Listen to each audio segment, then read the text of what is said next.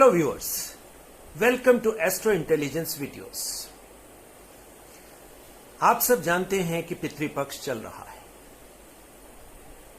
पितृपक्ष के बाद इस साल 1 महीना अधिक मास का भी है। नवरात्रे 1 महीना बाद शुरुआत होगी। पितृपक्ष इन इटसेल्फ एक बहुत इंपॉर्टेंट इवेंट है, स्पेशली भारतीय जनमानस के लिए, क्योंकि हम भारतीय किसी न किसी रूप में अपने पितरों को पितृपक्ष में याद करते हैं, उनको वर्शिप करते हैं और कुछ लोग पितृतर्पण भी करते हैं। काफी दर्शकों ने मेरे को कहा कि सर, इस पितृपक्ष में आप पितृतर्पण के सब्जेक्ट के ऊपर सिंपल लॉजिकल सी वीडियो बनाओ ताकि हमें पता लगे कि पितृतर्पण है क्या, क्यों किया जाता है और कैसे किया जाता है। सो दर्शकों, आज की वीडियो में हम पितृतर्पण को इन डिटेल डिस्कस करने वाले हैं। सबसे पहले दर्शकों, आप ये समझिए पितर कौन है। पितरों को अगर हम इंग्लिश वर्ड से समझेंगे तो एंसेस्टर्स, पितर।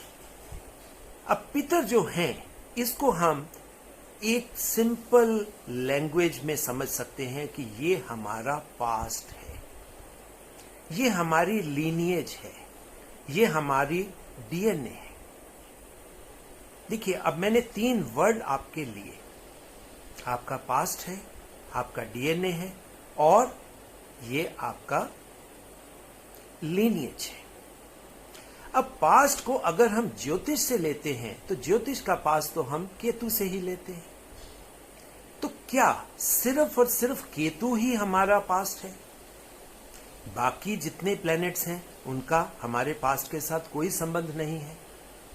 दर्शकों, ये कुछ ऐसे क्वेश्चंस हैं जो हर दर्शक के मन में आते हैं, मगर उनके आंसर्स नहीं मिलते।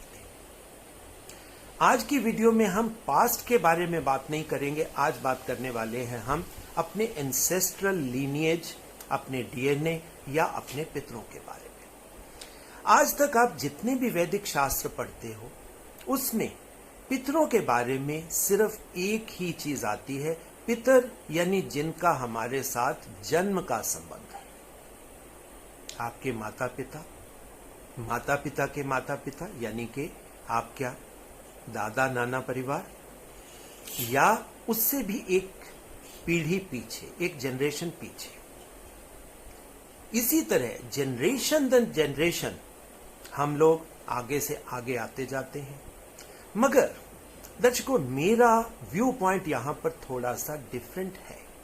हम सिर्फ और सिर्फ शरीर की ही बात क्यों करते हैं? क्या हमारा शरीर ही सब कुछ है? क्या हमारा शरीर आत्मा के बिना हो सकता है? क्या हमारा शरीर मन के बिना हो सकता है? तो जब हम पितरों की बात करते हैं तो हम आत्मा के रेफरेंस को क्यों नहीं यूज करते? मन के रेफरेंस को क्यों नहीं यूज करते? शरीर के पितर तो समझ में आते हैं, जिन्होंने हमें जन्म दिया, हमारी जिसको जेनेटिक लीनिएज हम कह सकते हैं। मगर अगर हम बात करेंगे आत्मिक लेवल पर या आत्मा के लेवल पर, तब आप देखिए, हम सब जानते हैं कि हम में उसी आत्मा का वास है जो परमात्मा यानी उस डिवाइन कॉन्शियसनेस का एक बहुत छोटा सा अणु है। हमारी लीनिएज परमात्मा से ही तो आ रही है और ये हमारी आत्मा की लीनिएज है। अब आत्मा की लीनिएज परमात्मा से है, तो मन की लीनिएज कहां से होगी? मन की लीनिएज को हमें समझने के लिए हमें अपने पीछे के जन्मों में थोड़ा सा इंट्रोस्पेक्ट करना पड़ेगा। और वो हम कैसे कर सकते हैं? हमें पास्ट लाइफ रिग्रेशन नहीं करना, हमें उसको सिर्फ समझना है कि हमारा मन बनता कैसे है। ये दर्शकों, शास्त्र भी कहते हैं और मैंने भी आपको कई वीडियोस में समझाया है कि मन, जब तक शरीर हमारा जीवित है, मन उसमें रहता है, मन उसमें वास करता है। जैसे ही हमारी मृत्यु होती है, मन शरीर से बाहर चला जाता है और जब हमें अगला जन्म या नया जन्म मिलता है तो मन दोबारा से हमारे साथ अटैच हो जाता है। और वैदिक शास्त्रों में मन को बहुत ज्यादा इंपॉर्टेंस दी गई है कि हमारे शरीर को चलाने वाला ड्राइवर मन है। तो मन कैसे बना? अब मन बना जो भी हर जन्म में हम कर्म करते हैं, कर्मों के माध्यम से जो भी एक्सपीरियंसेस हम ले लेते हैं, इकट्ठा कर लेते हैं, और वो ही इकट्ठी की हुई एक्सपीरियंसेस ही कहीं ना कहीं हमारा मन है। अब आप देखिए, अब मन की जब हम बात करेंगे तो उसमें आपके बहुत से प्लैनेट्स आ जाएंगे। ज्योतिष शास्त्र कहीं ना कहीं आपका उसमें कंप्लीटली सम्मिलित हो जाएगा। अब आप देखिए, पितरों की क्लासिफिकेशन इस तरह होनी चाहिए: शारीरिक पितर, मानसिक पितर और आत्मिक पितर।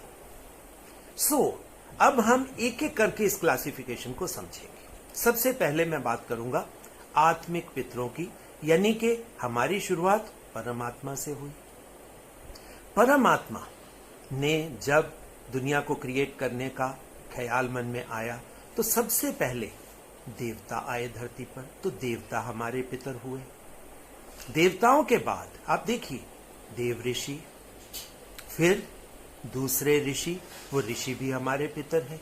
इसी तरह ये लीनिएज आगे चलती चलती, क्योंकि ऋषियों से ही हमारे गोत्र बने, सो ये लीनिएज उन ऋषियों से, शारीरिक लीनिएज यहीं से आगे हमारी चलनी शुरू हो गई। मगर आत्मिक लीनिएज में परमात्मा हमारा पहला और आदि पितर है। अब हम बात करते हैं शारीरिक पितरों की। शारीरिक पितर आप शुरुआत कर सकते हैं ऋषियों से, क्योंकि हमारे गोत्र जो हैं ये ऋषियों से शुरू हुए। सप्त ऋषि हमारे 7 ही गोत्र हैं, और 7 गोत्रों से ही ये पूरी सृष्टि आगे डिवाइड हुई है। आप अपने गोत्र अपने नक्षत्रों से जान सकते हो, जिनको अपने गोत्रों के बारे में नहीं पता कि किस जन्म नक्षत्र का, राशि नक्षत्र का संबंध किस ऋषियों की लीनिएज से है। ऋषियों के बाद उसी तरह की आत्माएं जैसे जैसे आगे आती गई, कहीं ना कहीं उन्हीं ऋषियों की हम संतान है या उन संतानों की हम संतान है। ये है हमारी शारीरिक लीनिएज, जिसमें हम लोग नॉर्मल लैंग्वेज में हम अपने दादा दादी, नाना नानी, यानी कि उसके बाद ग्रैंडफादर्स के बाद ग्रेट ग्रैंडफादर्स में हम चले जाते हैं, ग्रेट ग्रेट ग्रेट ग्रैंडफादर्स में हम चले जाते हैं। लीनिएज अगर हमें देखनी है, मगर हमारी एक लिमिटेशन है कि हम बहुत ज्यादा पीछे नहीं जा सकते। जब ज्यादा पीछे नहीं जा सकते तो हमारे लिए इजी वे क्या है कि हम इसको ऐसे समझ लें कि हमारी शारीरिक लीनिएज सप्त ऋषियों से, उन्हीं जहां से हमारे गोत्रों की उत्पत्ति हुई, हम वहां से आगे हमारा लीनिएज बन गया। ये हो गया हमारा शरीर का सब्जेक्ट। अब आते हैं हमारे मन का लीनिएज। मन की लीनिएज अब आप देखिए कैसे बनेगी। मन की लीनिएज बनने में तो मन कर्मों से बनेगा, क्योंकि हर जन्म में हम कर्म करते हैं। कर्म करने से ही हमें एक्सपीरियंसेस मिलते हैं। मगर कर्म हर जन्म में हम कौन सा करते हैं, ये बहुत इंपॉर्टेंट चीज है। यहां पर कौन सा कर्म हम करते हैं? कर्म हम करेंगे जिसमें फ्यूचरिस्टिक इंटेंट होगा, फ्यूचर की तरफ जाने वाला इंटेंट होगा। हम केतु वाला कर्म नहीं कर सकते, हमें राहु वाला कर्म करना है, क्योंकि राहु ही हमें फ्यूचर की तरफ पुल करता है। केतु का पास्ट हमें प्रेजेंट में पुश कर रहा है, और जो कर्म हम इस जीवन में करेंगे उसका इंटेंट तो हमारा फ्यूचर की तरफ ही होगा। करेंगे हम प्रेजेंट में, यानी कि इंटेंट फ्यूचरिस्टिक, करेंगे प्रेजेंट में। और ये जो कार्मिक एक्सपीरियंस है ये सिर्फ और सिर्फ शनि के प्रव्यू में आएगा। मगर आप सब जानते हो कि फ्यूचरिस्टिक इंटेंट जो है ये राहु का प्रव्यू है। कर्म के लिए, एक्सपीरियंसेस के लिए आपके ये 2 बहुत बड़े पितर बन जाते हैं, शनि और राहु। इसी वजह से इन दोनों को बड़ा गुरु माना जाता है। अब हमारे ज्योतिष शास्त्र में दो और गुरु भी हैं, देवगुरु जुपिटर और लाइफ के गुरु शुक्राचार्य। अब आप देखिए, ये भी दो गुरु हैं। अब इन दोनों गुरुओं से हमें नॉलेज मिलती है, तो नॉलेज भी कहीं ना कहीं हमारे पितर ही है। अब आप देखिए, अब इसी तरह हमारे पितरों में पंच महाभूत, अब पंच महाभूत के आप प्लैनेट्स देख लीजिए, पंच महाभूत भी हमारे पितर हैं, सभी देवता हमारे पितर हैं। ये जो ज्योतिष शास्त्र में हमें 7 प्लैनेट्स दे दिए गए, ये 7 के 7 हमारे गुरु हैं, हमारी पितर हैं, हमारी लीनिएज है, क्योंकि आत्मा का संबंध सूर्य से है तो सूर्य हमारा पितर हुआ। चंद्रमा हमारा मन है तो ये मन के हिसाब से हमारा पितर हुआ, और मरकरी हमारा थॉट प्रोसेस है, हमारा विचार है, हमारी इंटेलिजेंस है, हमारी लर्निंग है, और हमारा शरीर है। यानी कि ये पृथ्वी भाव से संबंधित प्लेनेट है, तो ये क्योंकि हमारा शरीर यहां से बना तो ये हमारा शारीरिक पितर हो गया। इसी तरह वायु भी हमारी पितर है, जो प्राण वायु हमारे शरीर में जा रही है ये भी हमारी पितर है। अब आप देखिए, सिर्फ और सिर्फ अगर पितरों को याद करना, अपने पेरेंट्स को याद कर लिया, अपने ग्रैंडफादर्स को याद कर लिया, ग्रेट ग्रैंडफादर्स को याद कर लिया, और उनके प्रति थोड़ा सा आदर भाव देकर, मेरे हिसाब से ये सब्जेक्ट पूरा नहीं होता जब तक हम अपने मानसिक पितरों को और आत्मिक पितरों को याद नहीं करते, उनको हाथ जोड़कर धन्यवाद नहीं करते, उनका आशीर्वाद प्राप्त नहीं करते, तब तक पितृ तर्पण कंप्लीट नहीं है। अब दर्शकों, मैं आपको यह समझाता हूं कि पितृ तर्पण आपको कैसे करना है। आपको यह पता है कि पितृपक्ष इसके लिए एक अनुकूल समय है, क्योंकि यहां से शास्त्रों में ये चीजें हमें मिली हैं, हमारी लीनिएज में है, सो हमें इसको मान लेना है। पितृपक्ष में आप पितृ तर्पण करें। अब जब भी आप पितृ तर्पण करें, आप किसी को भी एक्सक्लूड मत करें। जो भी आपकी जेनेटिक लीनिएज है, आप सबका धन्यवाद करें। आत्मिक पितरों को भी याद करें, मानसिक पितरों को भी याद करें, और शारीरिक पितरों को भी आप याद करें। अब बहुत से लोगों की प्रॉब्लम लैंग्वेज है, क्योंकि संस्कृत अब हमारे एक तरीके से पुरखों की या हमारे पितरों की ही लैंग्वेज बन गई है। आम जनता संस्कृत को नहीं समझती, सो उनको मंत्रों के उच्चारण करने में कठिनाई होती है। सो सबसे पहले आपको क्या करना है, पितरों को याद करके पितरों को मन में बिठाओ कि ये हमारे आत्मिक पितर हैं, ये हमारे मानसिक पितर हैं, और ये हमारे शारीरिक पितर हैं। सबसे पहले जब भी आप पितृ तर्पण करें, संकल्प लें। संकल्प के बिना कोई भी यज्ञ पूर्ण नहीं होता, और संकल्प करने के लिए आपको शास्त्रों से जो चीजें मिली हैं, आप इन पंच महाभूतों से संबंधित 5 चीजें अपनी अंजलि में ले सकते हैं। राइट हैंड की अंजलि में लीजिए आप। पंच महाभूत आपको मालूम है, जो 5 एलिमेंट्स हैं, उसमें आप चीजें जो उसको प्रतिनिधित्व करती हैं वो भी आप अंजलि में ले सकते हैं।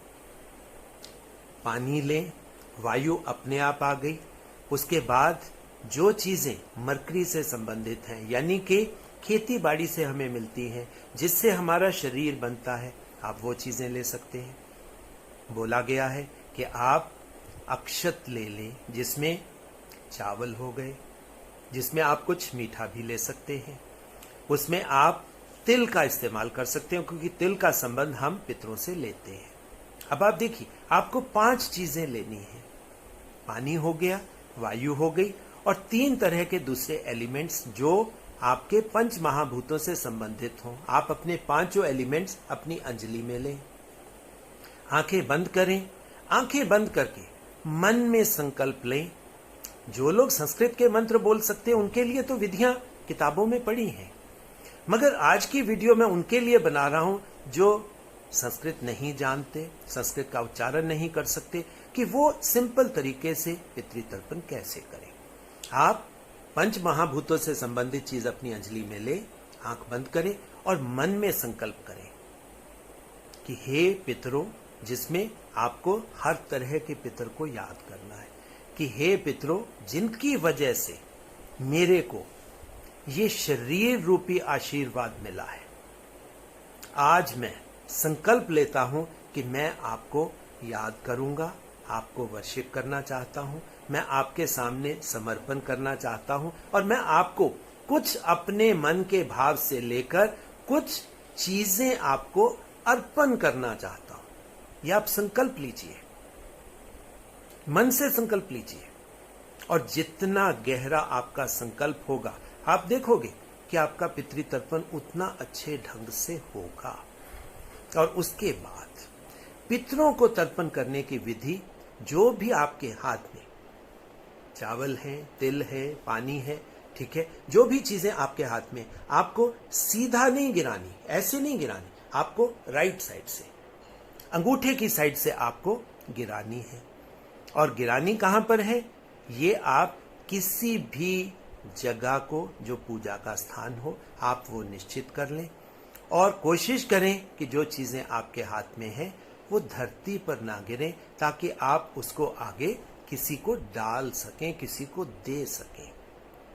इसी तरह आप चावल के छोटे छोटे पिंड बना सकते हैं। चावल लीजिए, चावल को बाल लीजिए, चावल के पिंड बना लीजिए और जो भी आप अर्पण करना चाहते हैं आप उनको अर्पण करिए उन चावल के पिंडों के ऊपर।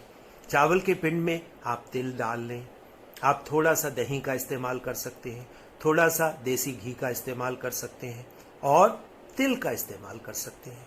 अब आप देखिए, ये पंच महाभूतों से संबंधित चीजें हैं जो आप इस्तेमाल कर सकते हो। आप उनको रखिए और उसके बाद जैसे आपने संकल्प लिया, अंजलि बनाई, हर बार हाथ में जल लिया, जल में अक्षत लिए, अक्षत में थोड़ी सी आप हल्दी डाल लें और थोड़े तिल डाल लें और एक एक पितर को नाम लेके आप जल उनको अर्पित करते जाएं।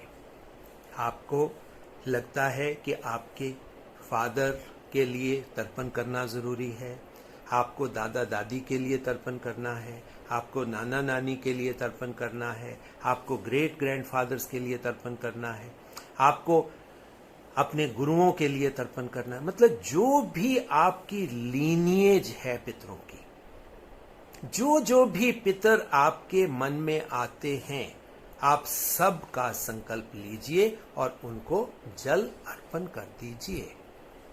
ये एक सिंपल तरीका है। ऐसे नहीं होता कि अगर आप सिर्फ और सिर्फ मंत्र ही बोलेंगे तब भी आपका पितृतर्पण पूरा होगा। नॉर्मली हम लोग क्या करते हैं, किसी पंडित जी को बुला लेते हैं, पंडित जी मंत्र पढ़ते रहते हैं और वो जो जैसे कहते जाते हैं हम करते जाते हैं। ना हमें पता लगता है कि उन्होंने बोला क्या, ना हमें ये पता लगता है कि किसके प्रति हमने तर्पण किया।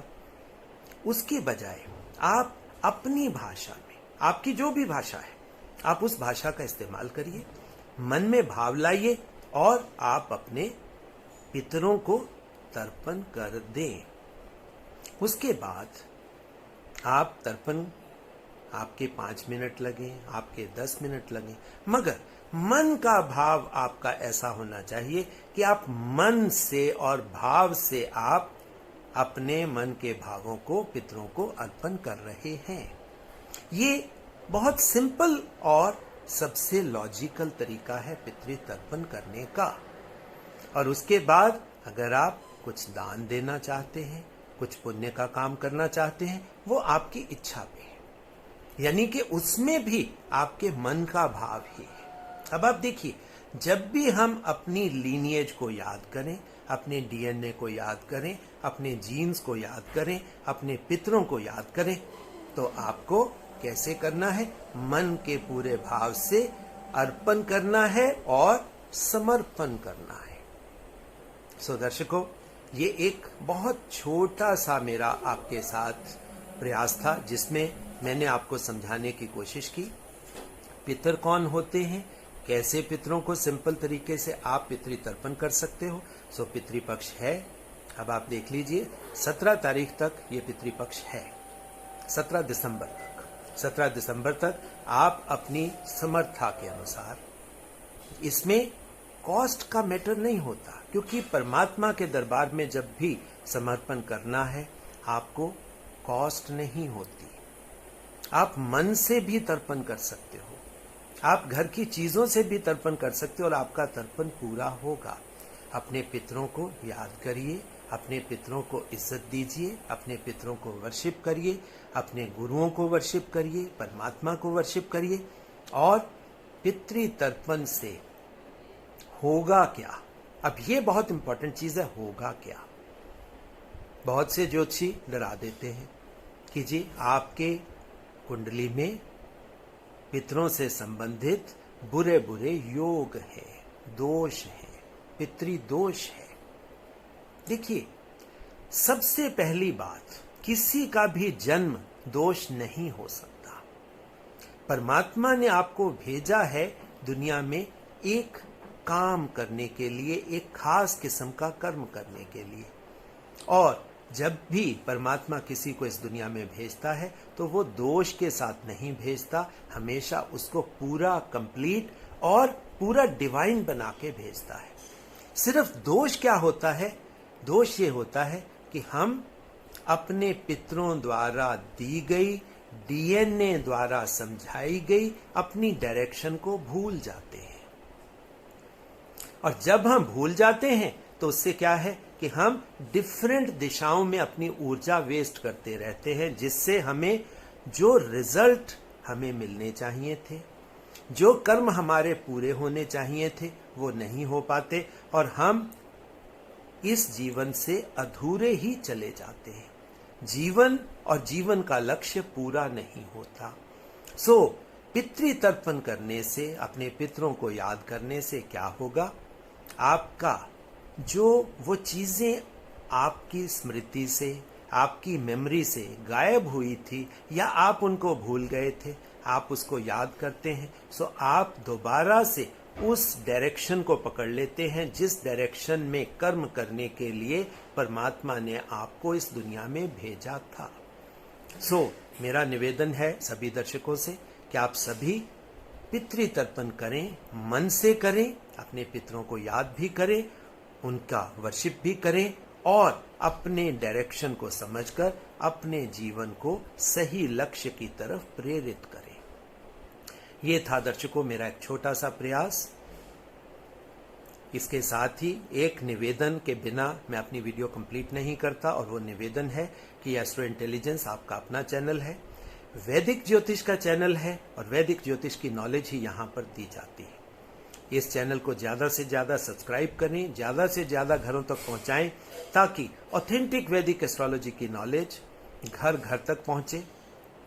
और जो दर्शक मेरे से कंसल्टेशन लेना चाहते हैं, हमारे इंस्टीट्यूट में एजुकेशन लेना चाहते हैं, उन सभी के लिए मेरा एक ही फोन नंबर है 9881164480। मैं दोबारा रिपीट कर देता हूं 9881164480, जिस पर आपका संपर्क मेरे सुपुत्र मनु से होगा। उसी के माध्यम से आप मेरे से संपर्क स्थापित कर सकते हो। सो दर्शकों, बहुत बहुत आशीर्वाद, बहुत बहुत प्यार।